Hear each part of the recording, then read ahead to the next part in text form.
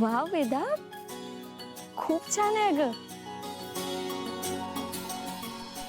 आम्ही सगळे तुला का मिस करत होतो ना, हे लिहिलंय या बोर्डवरती.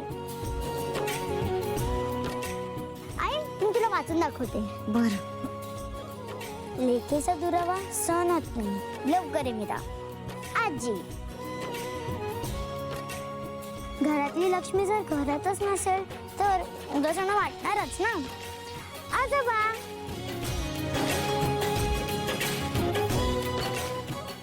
घरात काम करायला मी एकटीच आहे म्हणून मी मीराला मिस करते.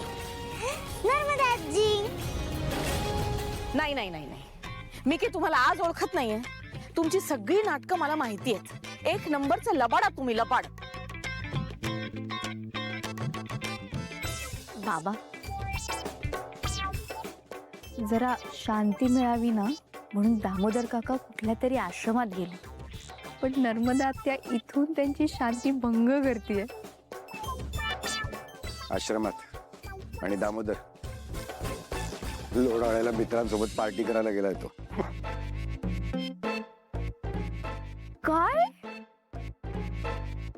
काय? अहो, हे फक्त नर्मदाला सांगू नका, नाहीतर ती तिकडे जाऊन त्यांचा जीव घेईल.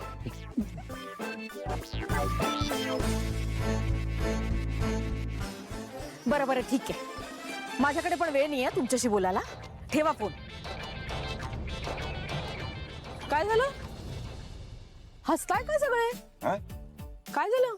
ते का असते सगळे? काय झालं? का हसतोय आपण अनन्या? ते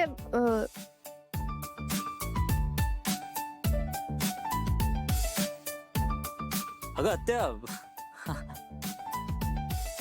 हा मीराचं कटआउट बघ ना. मीरा कशी पॉलिटिशियन वाटतीये, हो ना? म्हणून हसतोय आम्ही. हा, मला पण वाटतच होतं, मी म्हणणारच होते पण राहिलंच. अथर्व, तुला डॉक्टरांनी रोज हळद दूध घ्यायला सांगितलंय ना?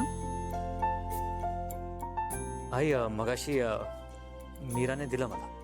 अच्छा. आई, तू आता निवांत राहा.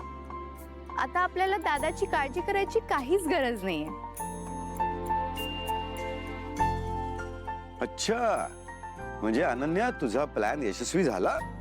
हो मग, एक घाव दोन तुकडे. हा?